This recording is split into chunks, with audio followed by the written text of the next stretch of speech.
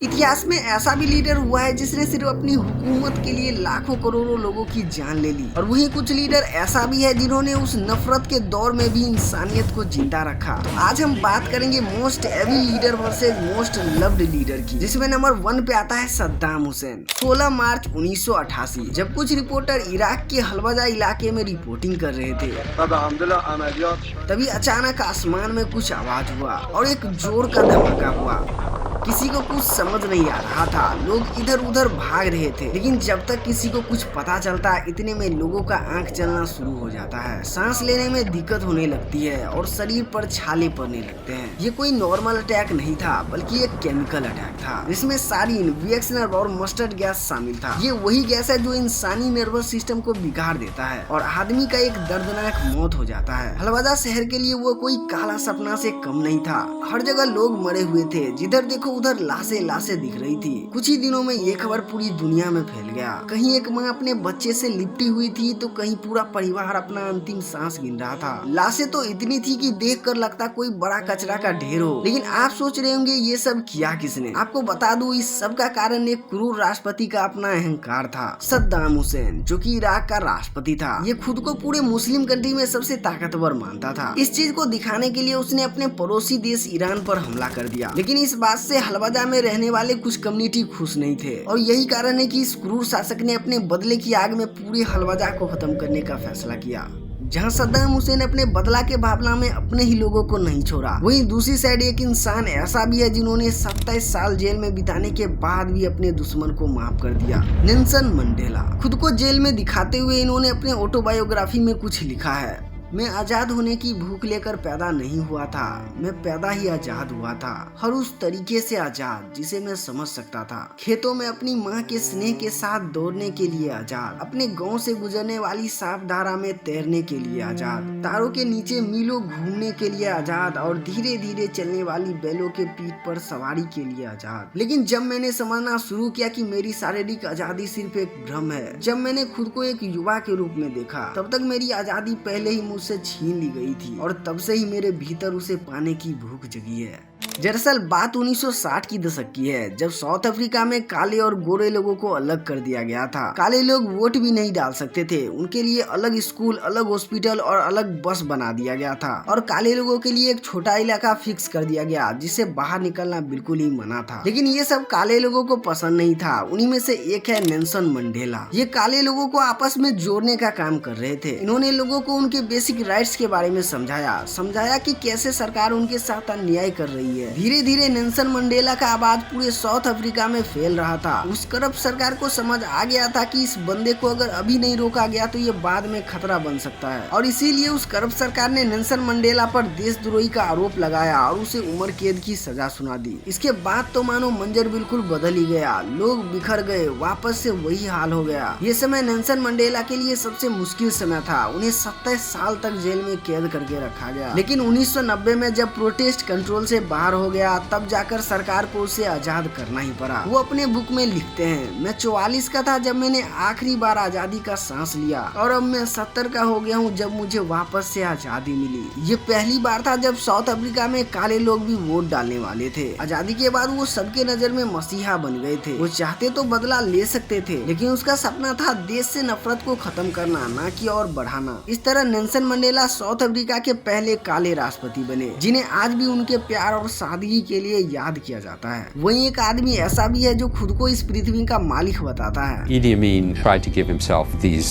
sophisticated titles, His Excellency, King of all the beasts on the earth and the fishes in the sea. 25 जनवरी 1971 जब Uganda के president ओबोटो Singapore meeting के लिए गए हुए थे, इधर उसी समय इडी अमीन बाहर निकलता है और खुद को युगांडा का नया प्रेसिडेंट घोषित कर देता है। वो सबसे पहले ओबोटो को युगांडा से बैन करता है। ईडी एक सीक्रेट आर्मी बनाता है जिसे ओपन फायर का परमिशन था, मतलब अगर कोई भी नया सरकार का विरोध करेगा तो बस उसे शक के आधार पर गोली मार दी जाएगी। एक बार ईडी कहता है उसे कल रात एक सपना आया, I had a dream sent last night from God. जिसमें अल्लाह उससे कहते हैं तुम युगांडा के सारे एशियंस को निकाल दो। अगला मॉर्निंग होते ही वो युगांडा से सारे एशियंस को निकलने के लिए कहता है, और उन एशियन में 80% इंडियन ही थे जो अपने बिजनेस से युगांडा के इकोनॉमी में काफी सपोर्ट कर रहे थे। लेकिन उनके प्रॉपर्टी को सीज कर लिया गया और जो एशियन जाने से मना कर कर रहा था उसे बहुत बेरहमी से मारा जाने लगा। धीरे धीरे ये सारी हत्याएं जेनोसाइड का रूप लेने लगी और फिर एशियन हो या युगांडा के लोकल ट्राइबल्स, हर किसी को टॉर्चर किया जाने लगा। लोग अच्छे से टॉर्चर हो भी रहे हैं या नहीं उसे देखने के लिए एडी अपने ही महल के कंपाउंड में 5 चेंबर बनवाया। उन चेंबर में ना कोई खिड़की थी और ना कोई हवा जाने का जगह, और उन चेंबर के दरवाजे में हमेशा बिजली लगी होती थी। लेकिन असली टॉर्चर तो अब शुरू होने वाली है। उसके आर्मी लोगों को उस चेंबर में लाकर बांध देती और फिर एडी उस चेंबर को बंद कर देता। लोग अंदर घुटन के मारे चिल्लाते, दीवार तोड़ने की कोशिश करते, लेकिन एडी तब तक दरवाजा नहीं खोलता जब तक अंदर से आवाज आना बंद ना हो जाए। और अंत में उस लाश को मगरमच्छ के खाना के रूप में दे दिया जाता। एडी इतना क्रूर था कि वो लोगों को मारकर उससे घंटों तक बातें करता और कभी कभी तो उसके साथ सो भी जाता। एडी खुद को इस अर्थ का मालिक बताता था, लेकिन जब वो अपने पड़ोसी देश तंजानिया पर हमला किया वो बुरी तरह से हार गया। जिसके बाद एडी भागते हुए सऊदी पहुंचा और वहीं उसका मौत नेचुरल हेल्थ इशू से हो जाता है। वो कहते हैं ना, बुराई का अंत इंसान से नहीं तो भगवान से तो हो ही जाता है। मैं कहता हूँ भाई गलत कहते हैं। कभी कभी अच्छाई का भी अंत उतनी ही शांति से हो जाता है। India missile man APJ Abdul Kalam, इनका हर सपना भारत को एक डेवलप देश की तरह देखता है। इंडिया में खुद का मिसाइल बनाकर उसे अंतरिक्ष में पहुंचाना हो या इंडिया को एक न्यूक्लियर पावर देश बनाना, ये सभी कलाम जी के कारण ही संभव हो पाया है। जो देश पहले हथियारों के लिए दूसरे देशों पर डिपेंडेंट था, आज वो न केवल हथियार बना रहा है बल्कि दूसरे देशों को भी बेच रहा है। 1980 की बात है जब इंडियन स्पेस एजेंसी के पास बहुत कम फंड हुआ करता था। वो समय ऐसा था कि रॉकेट को लॉन्चिंग प्लेस तक ले जाने के लिए साइकिल और बैलगाड़ी का इस्तेमाल किया गया। उस समय एपीजे अब्दुल कलाम जी ने अपना रॉकेट बनाया और उसे काफी मुश्किलों के बाद सक्सेसफुली लॉन्च भी कर दिया। अब्दुल कलाम जी की कोशिश ने भारत को स्पेस तक पहुंचाने का सपना पूरा कर दिया, लेकिन अभी भी भारत के पास न्यूक्लियर वेपन नहीं था, जिसके कारण भारत को न्यूक्लियर पावर देश के आगे झुककर रहना पड़ता था। लेकिन दिक्कत वाली बात ये थी कि इंटरनेशनल रूल के हिसाब से कोई भी देश न्यूक्लियर जैसे खतरनाक वेपन पर रिसर्च नहीं कर सकता था। लेकिन कलाम जी ने भारत की शक्ति के लिए अंडरग्राउंड तरीके से न्यूक्लियर पर रिसर्च स्टार्ट कर दिया। अमेरिकन सैटेलाइट और CIA के तीखी नजर के बावजूद भी इस बात का किसी को भनक तक नहीं लगा। 1998 जब 5 न्यूक्लियर टेस्ट कर लिया गया और अब इंडिया ऑफिशियली न्यूक्लियर पावर देश बन गया था। अभिनंदन होना चाहिए वैज्ञानिकों का,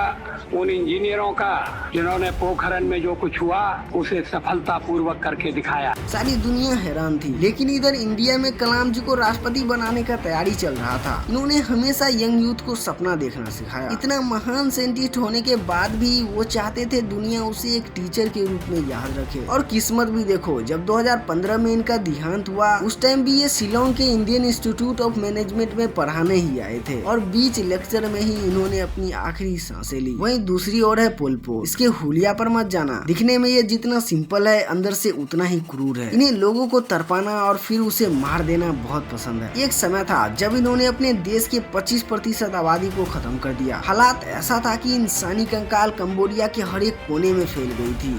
पोल भी युगांडा के तानाशाह की तरह पहले इस आदमी का सरकार गिराता है और फिर अपनी सरकार बना लेता है। लेकिन इस चीज से कंबोडिया के आम जनता तो और भी खुश हो जाते हैं। उन्हें पहले का सरकार तो बिल्कुल पसंद नहीं था और पोल पोट के इस गमछा वाले लुक से लोग इन्हें आम आदमी समझ रहा था। लेकिन इन मासूम जनता को क्या पता इसके साथ आगे क्या होने वाला है। पोल पोट पावर में आने के साथ ही अपना उद्देश्य बताया। पूरे कंबोडिया एक रूरल प्रोजेक्ट पर काम करेगा जिसमें कोई वेस्टर्न इनोवेशन नहीं होगी और जो भी इस सिस्टम का विरोध करेगा उसे सीधा मार दिया जाएगा। सभी शहर के लोगों को जबरदस्ती रूरल एरिया में ले जाया गया। जो रास्ते में थक जाता या बीमार हो जाता उसे वहीं गोली मारकर मौके पर ही मार दिया जाता था। इसके साथ सभी फैमिली को अलग अलग कर दिया जाता था। बच्चे को लेबर फैक्ट्री में काम करवाया जाता। पूरे देश के फैक्ट्री, यूनिवर्सिटी और स्कूल को बंद कर दिया गया और उनके टीचर, डॉक्टर, इंजीनियर सभी का मर्डर कर दिया गया। दूसरा भाषा बोलना हो या चश्मा पहनना, हंसना हो या रोना, इन सब चीजों को करने पर मौत मिलती थी। कहा जाता है पोल पोट ने इन 3 सालों में 30 लाख लोगों को मार दिया, जो कि पूरे देश का 25% था। पोल पोट जो पूरे देश में इक्वालिटी तो लाया लेकिन सभी को मजदूर बनाकर। लेकिन वहीं दूसरी साइड है अमेरिका के 16वें राष्ट्रपति अब्राहम लिंकन। इन्होंने उन परिवारों को बचाया है जिन्हें मारा जाता, दिन भर काम करवाया जाता और अंत में खाना के लिए भी तरसाया जाता। लिंकन के बारे में कहा जाता है जितने परेशानी में आजकल के युवा जिंदगी से हार मान लेता है उससे भी ज्यादा दुख सहकर इन्होंने अपने राष्ट्रपति बनने का सफर तय किया। 9 साल की उम्र में ही माँ का गुजर जाना हो या थोड़ा बड़ा होते ही अपने सबसे करीबी प्यार को खोना हो, उनकी जिंदगी दर्द, संघर्ष और गरीबी से भरी हुई थी। और शायद यही वजह है कि प्रेसिडेंट बनने के बाद उन्होंने लाखों गुलाम गुलामों का दर्द समझा। 1860 का समय जब अमेरिका में दास प्रथा का बहुत बोलबाला था। लोगों को अफ्रीका जैसे देशों से खरीदा जाता और उसे जिंदगी भर के लिए गुलाम बनाकर रखा जाता। We had no idea what to expect. उस गुलाम का कोई वजूद नहीं माना जाता था। उससे जबरदस्ती काम कराने के बाद भी उसके साथ बहुत खराब व्यवहार किया जाता, यहाँ तक कि उन्हें काम के बाद कभी कभी खाना भी नहीं दिया जाता था। प्रेसिडेंट लिंकन ने इस सिस्टम को हटाने का फैसला किया, लेकिन कुछ अमेरिकन इस सिस्टम को हटाना नहीं चाहता था, जिसके कारण अमेरिका में गृह युद्ध तेज हो गया था। ये युद्ध कई सालों तक चला, जिसमें लाखों लोगों की जानें गई। समय ऐसा आ गया था कि अमेरिका 2 भागों में टूटने वाला था, लेकिन लिंकन की लीडरशिप उस युद्ध को खत्म करने में कामयाब रही, जिसके बाद उन गुलामों को अपना जिंदगी आजादी से जीने का मौका मिला और बिखरता हुआ अमेरिका भी एक हो गया। वैसे तो इतिहास में एक आदमी ऐसा भी था जो पूरे दुनिया को एक करने का सपना देखता था, लेकिन इस आदमी को प्यार मोहब्बत से उतना ही नफरत था जितना गांधी जी को हिंसा से। जर्मनी का तानाशाह एडोल्फ हिटलर। ये भी सभी क्रूर डिक्टेटर की तरह लाखों लोगों को मारा, लेकिन इसके मारने का तरीका बाकियों से बिल्कुल अलग था। हिटलर एक पावरफुल स्पीकर था। बोलने की कला से वो किसी भी आदमी को अपने साइड कर लेता था। जर्मनी का वर्ल्ड वार 1 हारने के बाद हिटलर पूरे देश में घूमकर लोगों को भड़काने लगा। उसका कहना था, वर्ल्ड वार 1 हम सिर्फ यहूदियों की वजह से हारे हैं, हमें साथ मिलकर इन यहूदियों को खत्म करना होगा। चांसलर बनने के बाद हिटलर ने पूरे जर्मनी में होलोकॉस्ट शुरू किया, जिसमें 30 लाख से भी ज्यादा यहूदियों को मार दिया गया। अपने आगे आने वाले वो लाखों लोगों को खत्म कर दिया। हिटलर पावर के घमंड में अंधा हो चुका था। वो खुद को इस दुनिया का राजा समझता था। सबसे पहले वो पोलैंड पर हमला किया, फिर नॉर्वे और डेनमार्क सहित कई देशों पर कब्जा कर लिया। धीरे धीरे ये युद्ध इतना विशाल रूप ले लिया कि रोजाना इस युद्ध में लाखों लोग मरने लगे। करोड़ों का घर उजड़ गया, जिसे आज हम वर्ल्ड वार 2 के नाम से जानते हैं।